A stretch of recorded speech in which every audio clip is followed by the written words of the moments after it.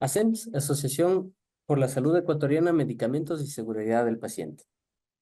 Nuestra misión es la siguiente, es generar espacios de influencia y educación continua para promover el uso adecuado de medicamentos, dispositivos médicos, la fármaco y tecnovigilancia que nos permita aportar el logro para la seguridad del paciente.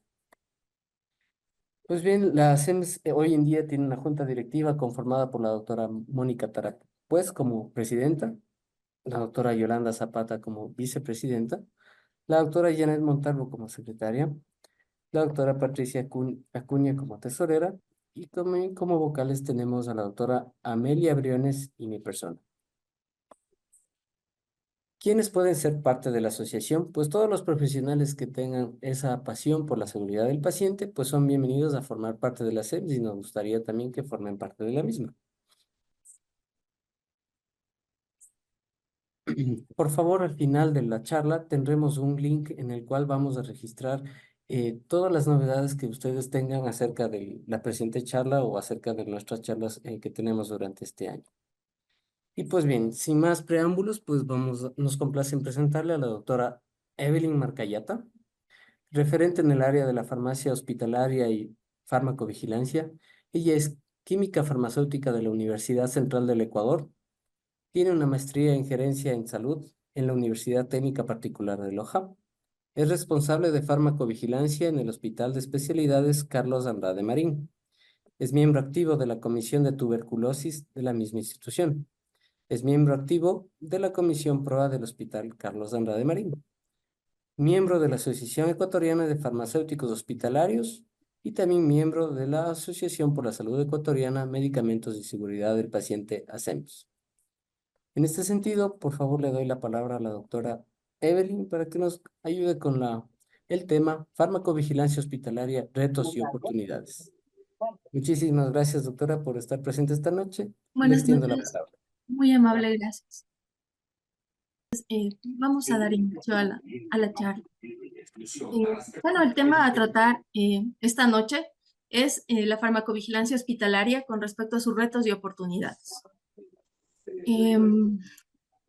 Importante decir que no poseo ningún conflicto de interés con respecto al tema y que las opiniones vertidas en esta exposición reflejan mi opinión personal, más no la de mi empleador o la de la asociación. Es importante conocer que solamente se notifican el 5% de los eventos adversos que se producen. Esto es claramente representado con la figura de un iceberg, ¿sí? Si inicialmente nosotros podemos pensar que ya estamos trabajando acerca de lo que es la notificación de reportes de eventos adversos, por debajo de esto todavía queda un mundo por descubrir con respecto al número de reportes, a eventos que pueden estar graves, pueden ser no conocidos y que implican ponernos manos a la obra con respecto a esto. Esta misma relación llevada a la forma gráfica nos permite ver, como podemos ver en esta primera parte, una representación, un corte realizado con respecto al número de notificaciones recibidas en España, en un corte desde 1982 hasta el 2001, en el que podemos evidenciar que en números blancos, el número de centros de farmacovigilancia existentes tuvo un crecimiento bastante constante y evolutivo. Y llegan más o menos en el año 2000 a un total de 5,000 reportes por año. Esta misma gráfica, digamos, no, bueno, no la misma, pero evidenciada en un corte realizado aquí en el Ecuador, a partir del 2015 al 2018, nos permite ver inicialmente que nuestros reportes de enero a diciembre en estos años llegan a un total de más o menos unos 2,900 reportes, lo cual estaría relacionado con el gráfico anterior entre más o menos la década de los 90. Sabemos, obviamente, que nosotros llevamos más o menos unos 35 años de retraso respecto a España en muchas materias con respecto a la farmacia, pero también con respecto a la farmacovigilancia. Si hacemos un corte un poco más exacto, si mostramos estos mismos números de notificaciones en la zona 9, que corresponden a la provincia de Pichincha, Imbabura, Napo y Santo Domingo de los Áchilas, podemos ver en este diagrama de Pareto que se muestran, por un lado, los hospitales con mayor número de notificaciones versus los hospitales o clínicas con menor número de notificación, llegando a un total en el 2021 de apenas 747 reportes. Hay claras diferencias, evidentemente, entre la comparación que se ha realizado. El Ecuador es un país relativamente pequeño con lo que representa en total Europa. Sin embargo, este mismo número puede ser contrastado con datos como países sudamericanos, vecinos nuestros, o que están en nuestro mismo lado del mundo. Y igualmente podemos ver que tienen un número bastante alto de reportes. Por ejemplo, Chile al año más o menos tiene un promedio entre 30.000 reportes. También lo hace Argentina y eh, solamente estos gráficos me sirven para evidenciar de cierta manera que en efecto sí, el porcentaje de notificación es bastante alto. Esto nos ubica dentro de los desafíos que tenemos dentro de la farmacia hospitalaria. ¿Cuáles son estos desafíos? Pues estos corresponden al subregistro de eventos adversos. Es decir, los profesionales de la salud, pacientes y los fabricantes no siempre notifican todas las reacciones adversas a los medicamentos. Eh, Otro de los desafíos son los problemas de calidad de datos. La farmacovigilancia se basa en la recopilación de datos de diversas fuentes, pero puede ser difícil de garantizar o de obtener estos datos. Y también hay problemas de limitaciones y recursos. Estos recursos pueden ser financieros, pueden ser recurso humano, que dificulta de cierta manera el sistema o el funcionamiento de los sistemas de farmacovigilancia. Y aquí se suma también un desafío diferente, bastante importante, que es la armonización global entre las agencias de regulación. Entonces, para ubicarnos un poco más ya en contexto, vamos a revisar algo de contextos básicos, ¿sí? Hablando de las notificaciones, entonces la pregunta es como, ¿qué es un evento adverso a medicamento? Los eventos adversos a medicamentos pueden clasificarse en errores de medicamentos, en RAMS, en fallas terapéuticas, en ESAVIS. Básicamente, ¿cuál es la diferencia o la característica de cada uno de estos? Por ejemplo, el error de medicamento es perfectamente prevenible. Puede clasificarse tanto en el que puede llegar a causar daño o no a un paciente y puede ser identificado en cualquier curso de uso del medicamento, pero práctica profesional, productos, procedimientos o sistemas. De acuerdo a la normativa, los errores de medicamento que deben notificarse son únicamente los graves. Y este error de medicamento es una puerta gigante para nosotros comenzar a actuar sobre mejora continua de procesos que nos ayuden a evitarlos en ocasiones posteriores. Una RAM, en cambio, es una respuesta nociva y no intencionada. ¿Qué sucede cuando el medicamento fue administrado en dosis adecuadas, en frecuencias adecuadas, pacientes correctos, vías correctas? Y a pesar de que muchas veces es esperado porque se encuentra descrito en la literatura del medicamento, pues es algo que sí causa una admiración al paciente o obviamente le asusta. Una falla terapéutica ya es un poquito más grave, se considera inesperada porque obviamente el medicamento previo a salir a su comercialización probó su eficacia, su efectividad y también es importante saber que todas las fallas terapéuticas se clasifican como eventos adversos graves, es decir, todas deben notificarse. Y también tenemos a los ESAVIS, que son los eventos supuestamente atribuibles a la vacunación, y estos comprenden todo el programa de vacunación de nuestro país. También, como se mencionó, es importante conocer,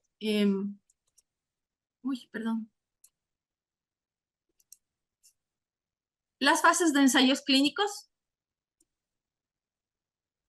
Todos sabemos que para que un medicamento salga a la etapa de comercialización pasa por varias etapas. la etapa preclínica que tiene pruebas en animales y básicamente nos sirve para establecer la eficacia del mecanismo de acción. Luego pasa a la primera fase, que tiene un número reducido de pacientes y básicamente nos sirve para evaluar la seguridad del medicamento. En esta fase los pacientes son sanos. En la segunda fase tenemos un número de pacientes un poco más grande. Es una fase que puede durar varios meses o incluso un poco de años. En la fase 2 o en la fase 3 ya podemos ver grupos de pacientes que muestran la patología para la que está siendo estudiado el medicamento. En la fase 2 ya se establece la eficacia y la dosis efectiva del medicamento versus la fase 3. La fase 3 puede tardar algunos años. Ya los pacientes son un número más elevado. Y bueno, aquí ya tenemos claramente identificada tanto la seguridad como la eficacia de un medicamento. En esta fase ya se pueden también describir algunos de los eventos adversos que se esperarían en estas fases. Y es importante esta gráfica porque en esta fase ya hay ciertos estudios que cuentan con autorizaciones de entidades reguladoras de alta esfera, como la EMA o la FDA. Y hay muchos de estos medicamentos en fase 3 que ya han sido comercializados. Y por ende, si un medicamento en fase 4 requiere de un seguimiento de farmacología, con mucha más razón, lo van a tener que necesitar los medicamentos que se encuentran en fase 3. La diferencia es que estos permisos que tienen son temporales, son evaluados en base a diferentes estudios en forma periódica que van probando la efectividad del fármaco. Y bueno, como ya se mencionó, la fase 4 ya es la muestra, el universo total de pacientes con las condiciones reales del paciente y que muchas veces exigen la farmacovigilancia porque los eventos adversos que se describen ya o que se describieron en las etapas previas pueden cambiar su frecuencia, pueden aparecer unos nuevos eventos y esto hace que la aparición de la farmacovigilancia hospitalaria sea clave, ¿no? Es decir, la farmacovigilancia rige la relación entre el riesgo y el beneficio que debe existir durante todo el curso de uso de un medicamento, ¿sí? Durante todo el ciclo de vida de un medicamento. Entonces, con esto en mente, vamos a mencionar cuáles son los objetivos de la farmacovigilancia de acuerdo a la OPS. Estos son mejorar la atención y seguridad de los pacientes, mejorar los sistemas de salud pública y la seguridad de uso de los medicamentos, detectar problemas en los usos de medicamentos, fomentar el uso seguro, racional y efectivo, mantener esta evaluación riesgo-beneficio, como se mencionó durante todo el ciclo de vida del medicamento, realizar la promoción, compresión y educación de procesos de farmacovigilancia, no solo encaminados hacia el personal sanitario, sino también que involucren al paciente y que lo hagan parte activa de su tratamiento. Entonces, vamos entrando un poco más en lo que es ya la farmacia hospitalaria y vamos a conocer cuáles son los objetivos de esta, ¿no? La farmacovigilancia hospitalaria tiene como principales objetivos lograr una detección lo más oportuno posible de RAMs, especialmente algunas que pueden llegar a ser graves y que muchas veces no son evidenciadas o no se conocen. Prestar especial atención a los medicamentos, especialmente recién introducidos en la terapéutica, por varias razones, ¿sí? Porque han sido incluidos recientemente en el cuadro básico en el cuadro nacional de medicamentos básicos, porque han sido compras de medicamentos judicializados para pacientes exclusivos, porque el medicamento es nuevo en nuestra casa de salud y no lo conocemos, entonces sí requieren de cierto seguimiento que va a ayudar a tener una relación mejor entre eficacia y seguridad en el uso. Nos puede también ayudar a describir nuevas RAMs que pueden detectarse para evaluar una gravedad o una significancia clínica, confirmar la relación de causalidad entre la reacción adversa y el medicamento. Ya vamos a ir desarrollando un poco más estos conceptos. Otro de los objetivos es determinar, como se mencionó anteriormente, la frecuencia real con la que los eventos adversos se producen. Recordemos que los medicamentos, previo a ser comercializados, los estudios no se realizan en nuestro país. Entonces, los pacientes no son los mismos pacientes que tenemos aquí. No tienen nuestra misma etnia, no tienen nuestros mismos factores genéticos, y eso puede hacer que las RAM puedan ser nuevas, puedan ser diferentes. También es importante para determinar, como se mencionó, factores predisponentes a la aparición, como la edad, el sexo, pacientes que se encuentran polimedicados, pacientes con tratamientos especiales como de insuficiencia renal o hepática. Y actualmente existe un interés importante hacia el estudio de los factores genéticos que también pueden influir con mucha razón en lo que son las reacciones adversas. También tenemos el impulsar la formación y formación de las materias de RAM, dirigidas especialmente a los profesionales sanitarios.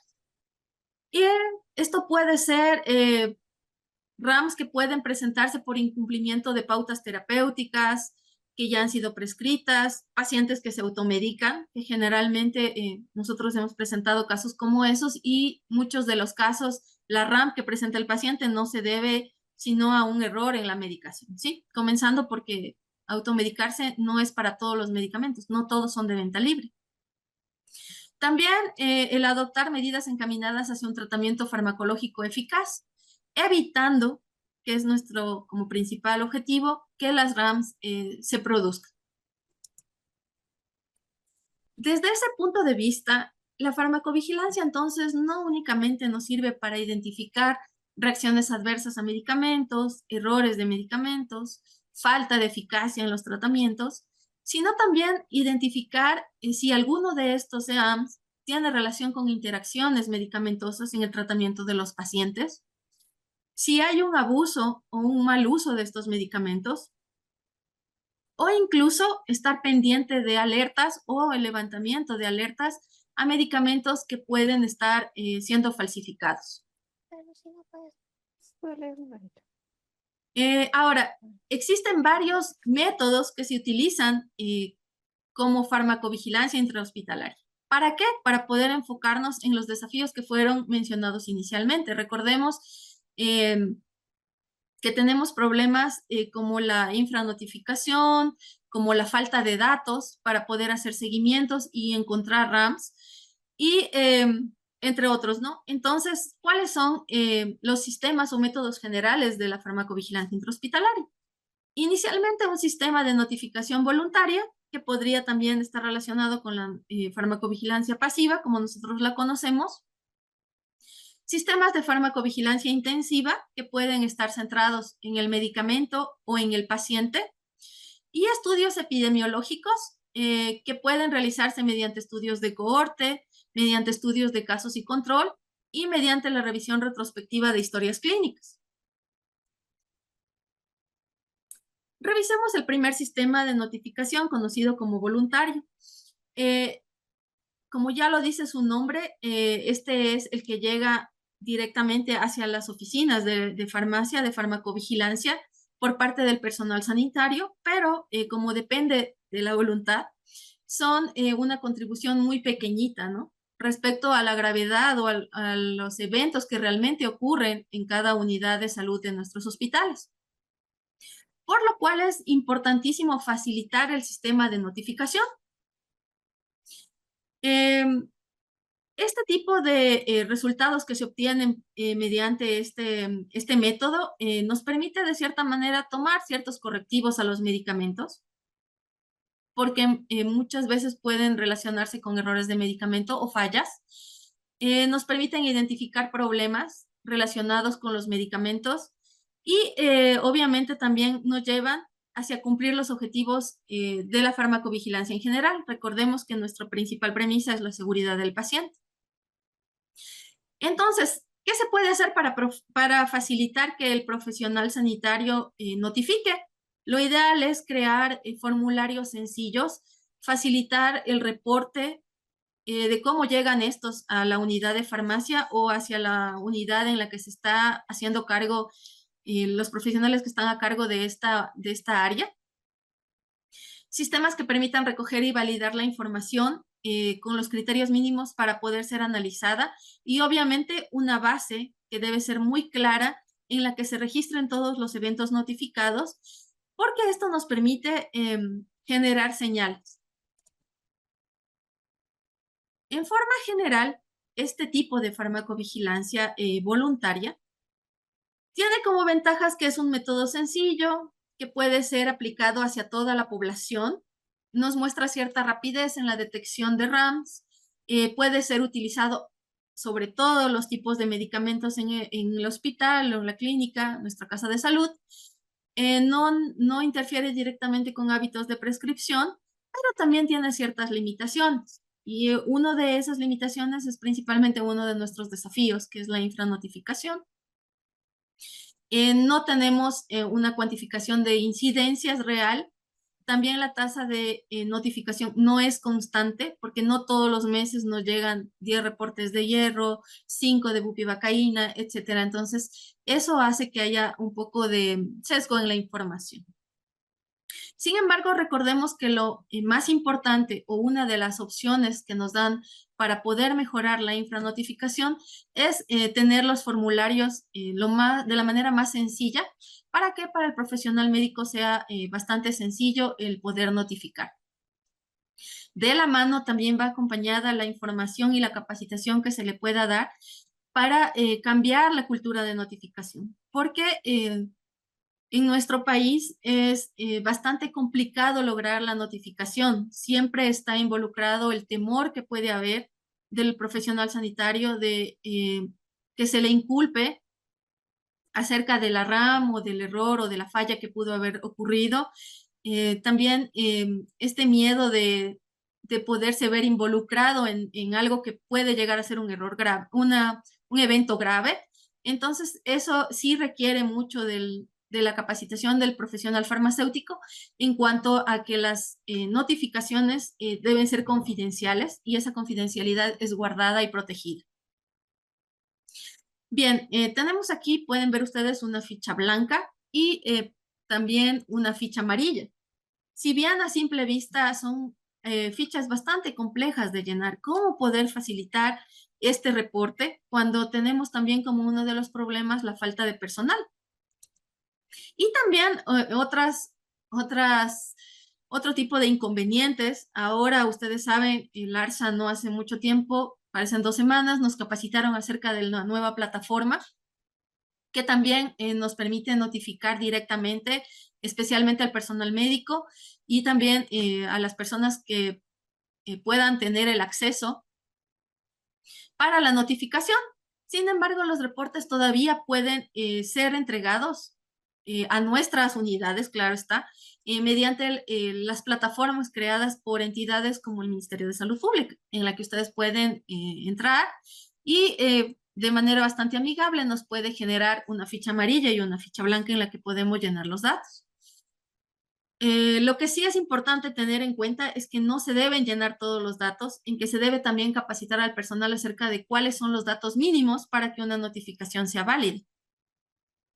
En nuestra casa de salud, la Comisión de Farmacovigilancia también generó una página que fuera amigable para que los médicos pudieran generar reportes en la que puedan ellos encontrarse también con una ficha amarilla o la ficha blanca de acuerdo a la necesidad.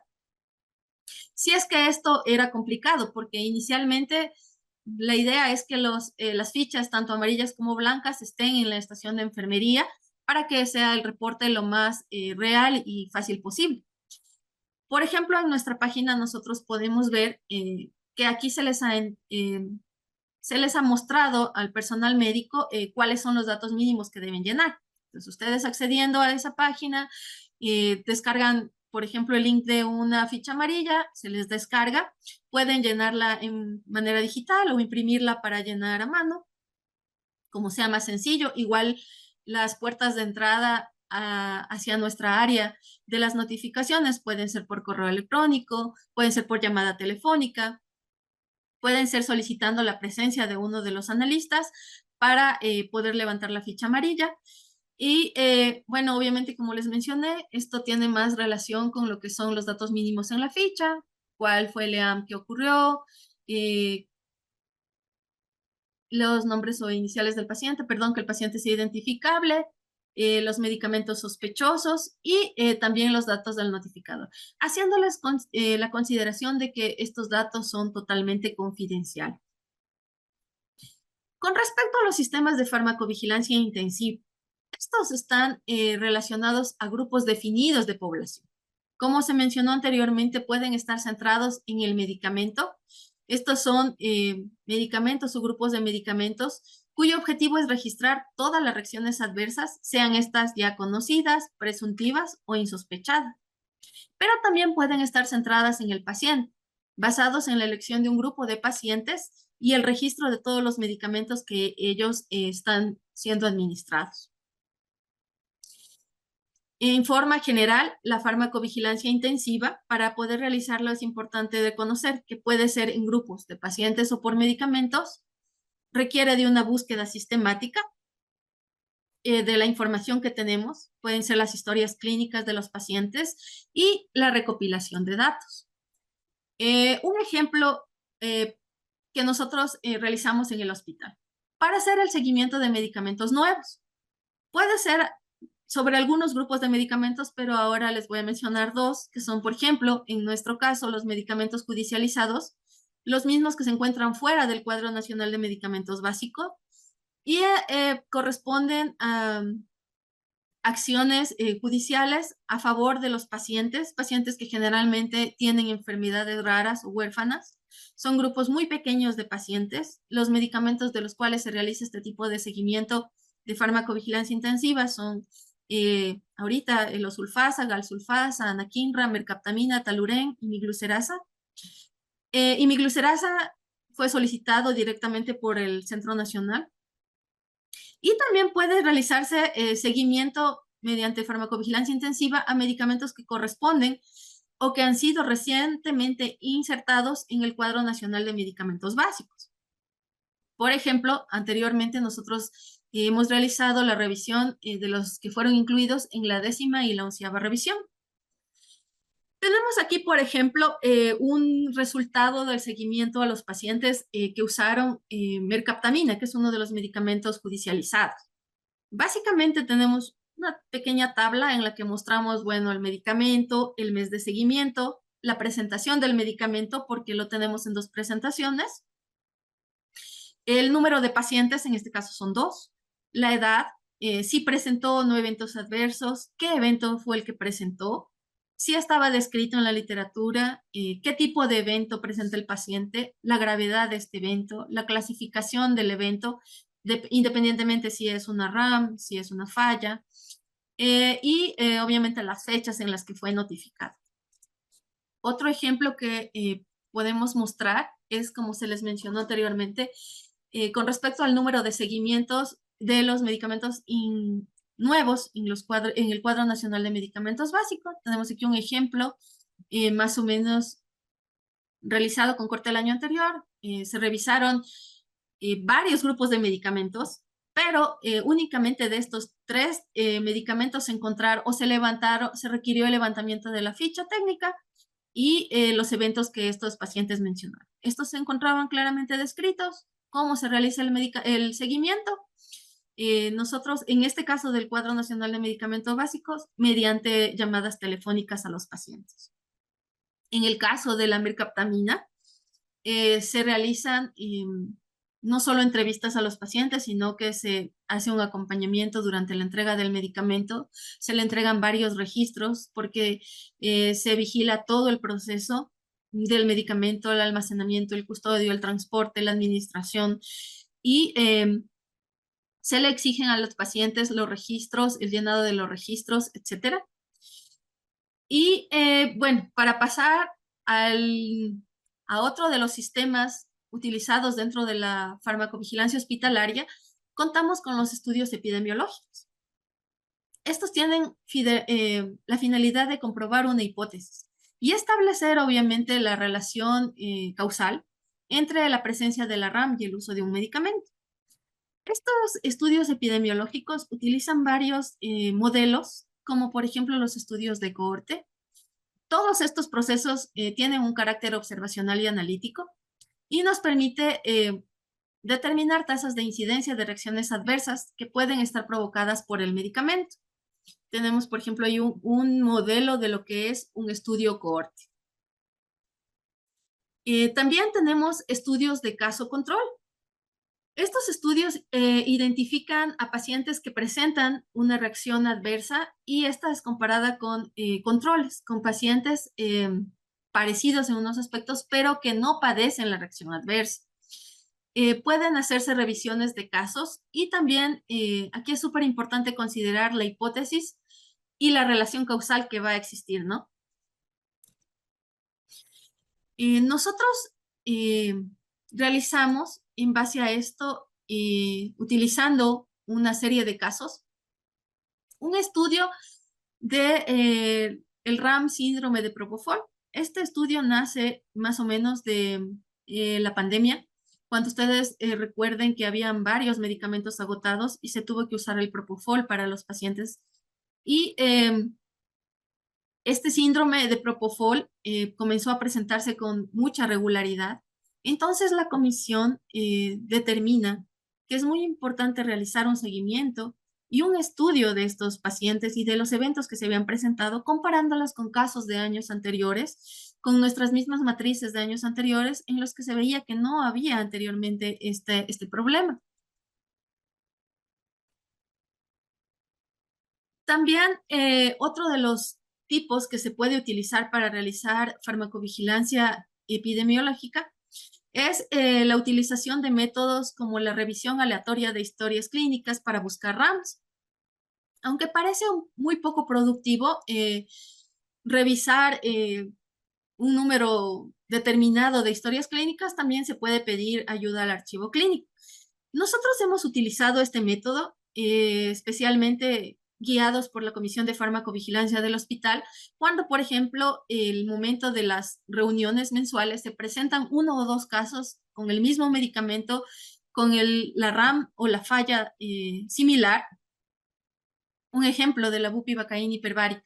Vemos que hay fallas terapéuticas porque no se logra el evento esperado o requieren mucha mayor cantidad. Entonces son sospechas de fallas terapéuticas.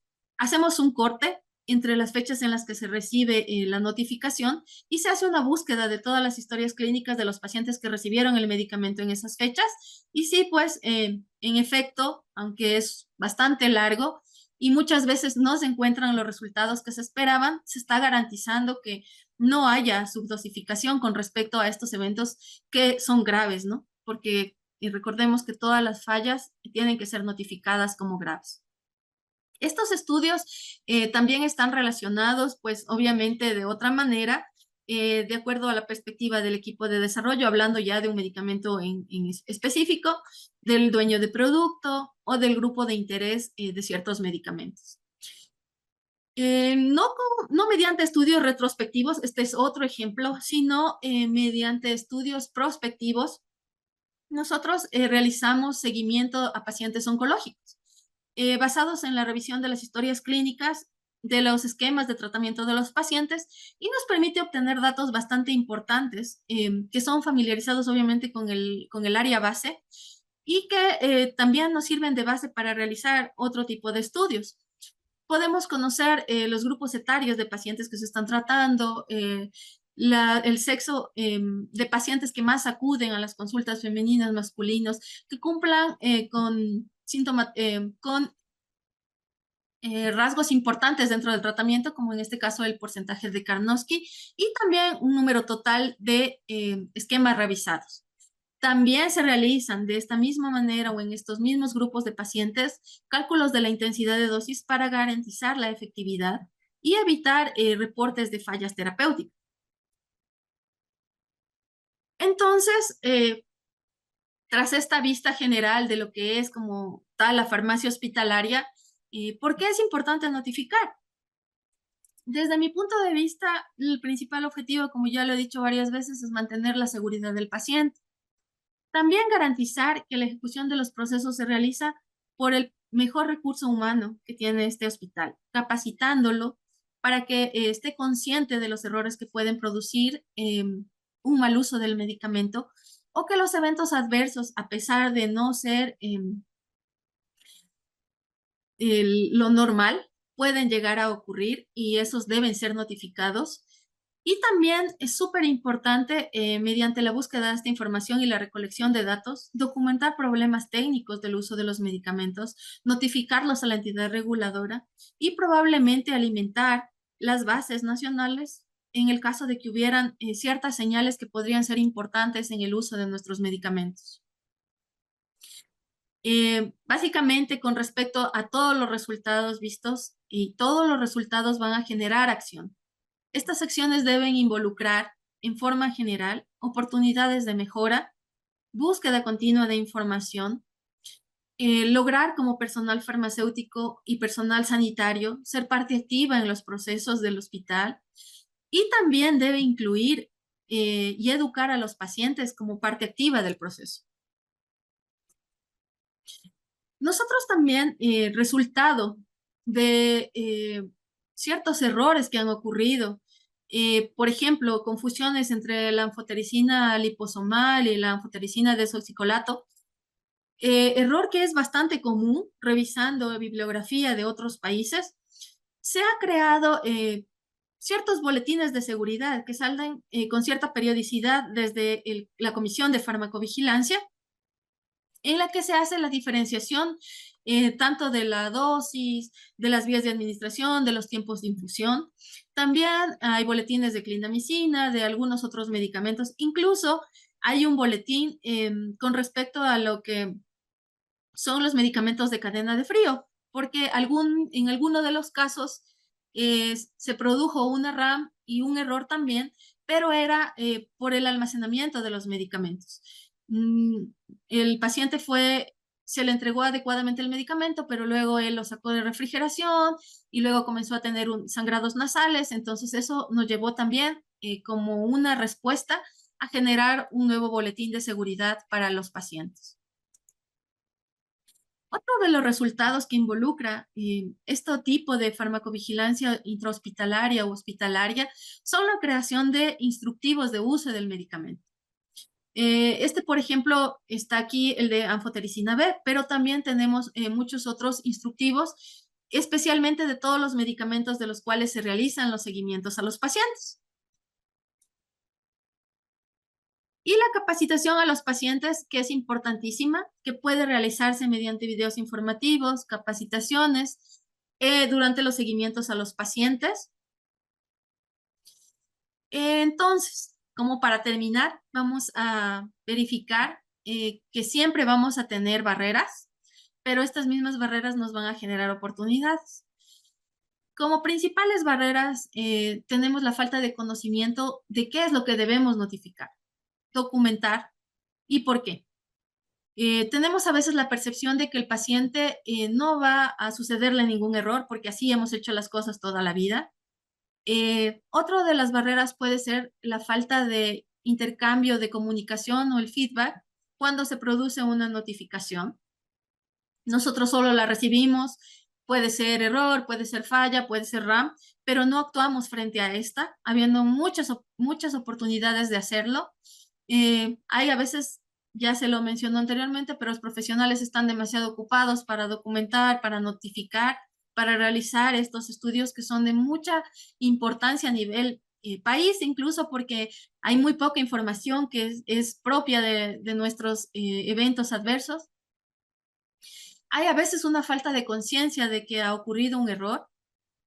También no hay mucha familiaridad con los mecanismos de acción y uno de los miedos que ya se había mencionado anteriormente es el miedo a acciones disciplinarias o a ser denunciados.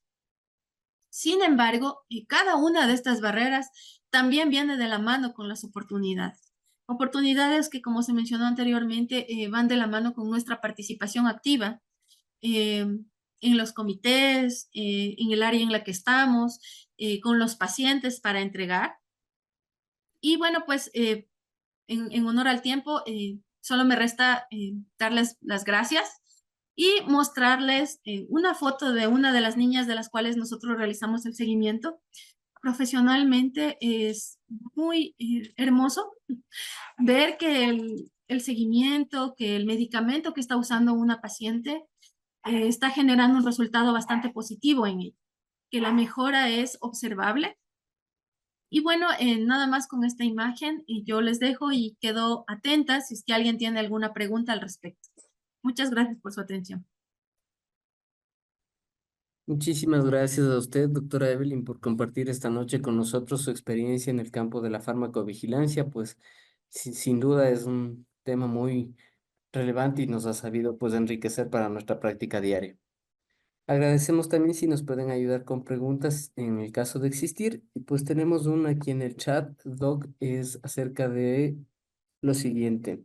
Primero, saludos de parte de Roberto Naranjo.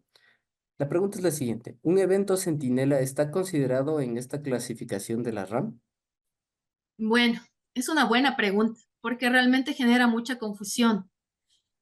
Eh, el evento centinela sí debería haberse reportado además como un evento adverso, dependiendo de cuál fue, ¿no? Si está relacionado obviamente con el uso de un medicamento, si el medicamento llegó al paciente y le causó daño y este daño llegó a ser mortal para que fuera grave o le produjo una prolongación de hospitalización, una anomalía genética, algo así, requiere los dos tipos de reporte. Pero la diferencia es que el evento centinela se notifica generalmente en el área de calidad y el evento adverso obviamente en el área de farmacovigilancia. Pero, por ejemplo, en nuestro caso, cuando nosotros tenemos un tipo de estos eventos, nosotros como área de farmacovigilancia tenemos que notificarle a calidad. Y ellos están invitados incluso en la presentación del caso en la comisión de farmacovigilancia. Van de la mano. Muchísimas gracias, Doc. De pronto, ¿alguien más? Tenemos una pregunta más. Saludos y felicidades, doctora Evelyn. Excelente presentación. Mi pregunta es la siguiente, nos dice Diana Portilla. Has mencionado involucrar al paciente en el proceso. ¿Puedes explicarnos un poco mejor cómo involucrar a los pacientes en su seguridad? Claro, es súper importante de nuestra experiencia en los seguimientos que hacemos a los pacientes. Uno de los primeros pasos es la capacitación al paciente. La capacitación acerca de cómo debe realizar el uso de su medicamento. Hablando de los medicamentos judicializados que nosotros los tenemos, muchos de estos son administrados por los padres de los pacientes. Entonces, ellos deben obligatoriamente formar parte activa en el proceso. Deben conocer, llevar las normas de asepsia previo a la administración, deben conocer acerca del almacenamiento del producto, deben conocer cómo van a llenar los registros que nosotros les damos, por ejemplo, si requieren control de temperatura. Saben también que los medicamentos pueden causarles eventos adversos a sus niños y no por eso ellos deben asustarse, sino al contrario, mantener una comunicación fluida. Ellos nos reportan o nos preguntan cualquier cosa que tienen, cualquier duda acerca del medicamento. Sabe que no le di, le puedo dar una hora después, le puedo hacer esto, qué sé yo, el niño presentó fiebre, todas esas cosas es crear esa confianza para que ellos puedan no vernos como alguien lejano, sino como que en realidad el farmacéutico puede tomar una parte activa en este proceso de administración. En ese sentido, se mencionaba que el paciente puede ser parte activa y también convertirse en un notificador. Muchísimas gracias, Doc. Tenemos otra pregunta por acá. Un momentito, por favor. Mm. Si un paciente presenta una reacción adversa a medicamento y notifica luego de un mes de haber recibido su tratamiento, ¿cómo procede? ¿Se notifica o no se notifica? Y ahí Bueno, mismo tenemos otra pregunta. ¿Un ya, paciente puede notificar directamente en la página del ARSA? a ver, sí. La primera pregunta, en nuestro caso, nosotros sí lo tomamos, especialmente si el evento que ha ocurrido es grave. Nosotros sí tomamos notificaciones, incluso de dos, dependiendo del evento a notificar, todos los que nos vengan, ¿sí? No es ese un criterio para dejar de reportar, lo hacemos. y obviamente más cuando este es grave. Y en el otro caso, el de la otra pregunta, sí, el paciente puede notificarlo directamente por la página del ARS, pero nos ha pasado, ya hemos tenido casos, muchas veces los pacientes sí confunden la farmacovigilancia o el reporte de una ficha amarilla con una denuncia. Entonces, ciertos pacientes de un grupo de fármaco que también está en el hospital, no hacemos seguimiento, pero que presentó una queja por cambio de marca, lo hizo directamente en el ARSA. Sin embargo, el ARSA, al analizar estos casos y verificar que son pacientes del hospital al que yo pertenezco, eh, la zona 9 se comunicó con nosotros, nos preguntó si ya teníamos los eventos y obviamente nos los devolvió para poder nosotros analizarlos como parte de pacientes que corresponden a nuestra casa de salud. Pero en general un paciente lo puede hacer. Muchas gracias, Doc. Tenemos otra consulta por parte de la doctora Luisa Pacheco. Eh, Le envían las felicidades y le consultan acerca de lo Gracias. siguiente. En torno a los medicamentos judicializados, como farmacovigilancia, ¿qué procesos se realizan seguimiento? A ver, tenemos que tener claro dos cosas. Nosotros sí lo hacemos de dos maneras, en forma separada. El seguimiento de farmacovigilancia como tal, que nos va a permitir identificar las RAMs, que pueden ser, como ya se dijo, descritas, esperadas, no esperadas también, y esa obviamente es uno de los principales objetivos. También verificar las frecuencias, y para eso, obviamente, nosotros les damos registros a los pacientes elaborados en base a las fichas técnicas. Y, por ejemplo, ustedes pudieron ver en el ejemplo de la mercaptamina que decía ojos pegajosos, prurito ocular, etcétera. Entonces, nosotros vemos y decimos, mire, usted tiene que llenar. Si le pone el colirio y sucede esto, esto, esto, usted le va marcando, esa nos traen cada cierto tiempo y nosotros vamos verificando y hacemos el seguimiento. Pero este nos sirve, obviamente, para seguimiento de eventos adversos. También se realiza además un seguimiento de adherencia, porque la adherencia es parte importante en caso de que se presente una sospecha de falla terapéutica. Podría el médico en algún momento determinar y decir el medicamento no está cumpliendo el efecto adecuado. Entonces nosotros tendríamos ya un sustento con datos, de la adherencia que está teniendo este paciente. Entonces también realizamos cuestionarios, entrevistas, usando las tablas para adherencia de Morinsky, el test de Morinsky, algunas pequeñas modificaciones que nos permiten también realizar al paciente este tipo de seguimiento. No sé si eso contesta la pregunta. Gracias, Doc. Tenemos una consulta más de parte de Sandra Cortés. Con la nueva plataforma a la que ARSA nos da acceso como VigiFlow, según su criterio, ¿cuáles han sido los retos al manejar esta plataforma? Bueno, los retos son varios. Al principio, inicialmente, yo lo mencioné ya en la capacitación de ARSA, es el tiempo que me tomaba realizar el cambio de datos, ¿no? Porque esta plataforma, si bien presenta ciertas ayudas versus la anterior, como por ejemplo la no búsqueda de los códigos MEDRA, porque incluso también nos permite buscar el medicamento como tal, que ya están subidos los registros ecuatorianos, que son ciertas ventajas. Las desventajas son al principio familiarizarse con esto. Al inicio, un reporte me tomaba más o menos una hora, entonces sí es bastante tiempo para el número de reportes que tenemos. También el hecho de que probablemente pueden haber médicos que escogen notificarle al HCAM y nosotros tenemos que estar bastante pendientes de esta base para poderlos revisar. Sin embargo, hasta ahora nos ha ido bastante bien.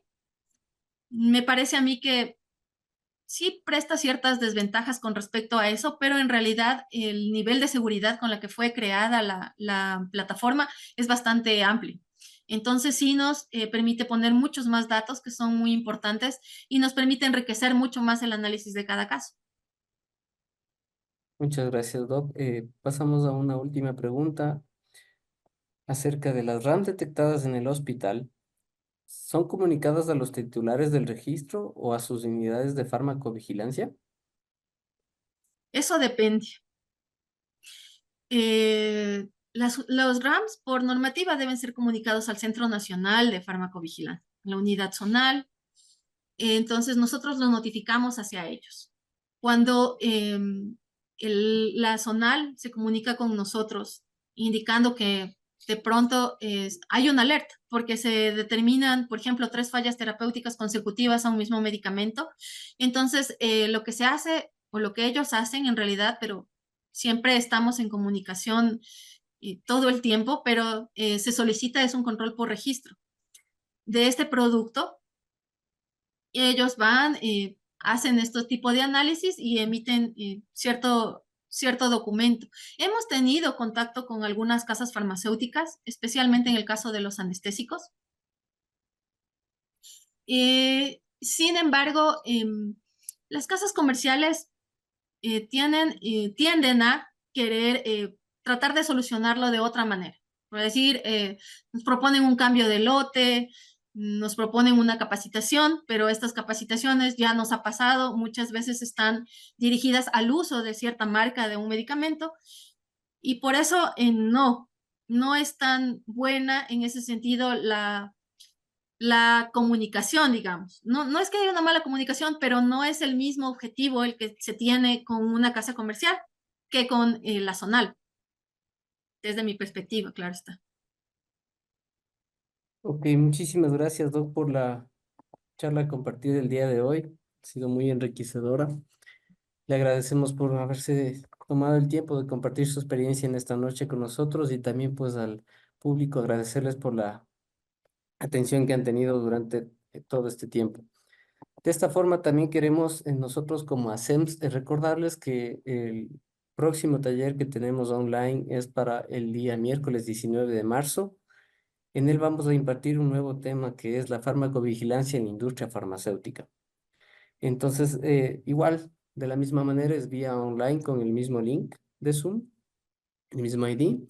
Y también queremos pues aprovechar la oportunidad para invitarles a que se asocien a la SEMS. Creemos que su voz, su talento, su conocimiento en el área de seguridad del paciente nos puede contribuir y fortalecer para generar grandes cambios en la seguridad del paciente.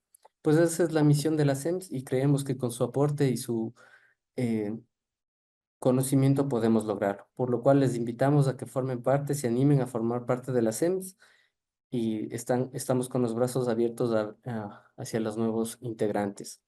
También queremos saber su opinión, por favor, les hemos puesto en el chat del Zoom el link en el cual pueden ustedes registrar sus sugerencias acerca del evento y demás información que nosotros requerimos con el objeto de mejorar, ¿no? Y pues asociándonos también tenemos nuevos beneficios y pues les ponemos en conocimiento que para el mes de abril vamos a tener un curso taller que será denominado como Procesamiento de Datos en Farmacovigilancia, Farmacoepidemiología y Estudios de Utilización de Medicamentos. Es un evento para socios y no socios. Próximamente dentro de nuestras redes sociales daremos más información acerca del evento. Está programado para el 5 de abril. Pues les invitamos a formar parte de ASEMS y también a que se nos unan en este nuevo curso taller. Les esperamos, por favor. Aquí les adjuntamos un link, perdón, un código para que puedan acceder a la información que necesitamos para que puedan ser socios. Pues bueno, les agradecemos nuevamente el tiempo y también su aporte, mi doc, en esta noche. Y pues les esperamos en nuestros próximos eventos para el 19 de marzo y el evento presencial, pues, para el mes de abril. Muchísimas gracias por todos su asistencia. Que tengan una buena noche.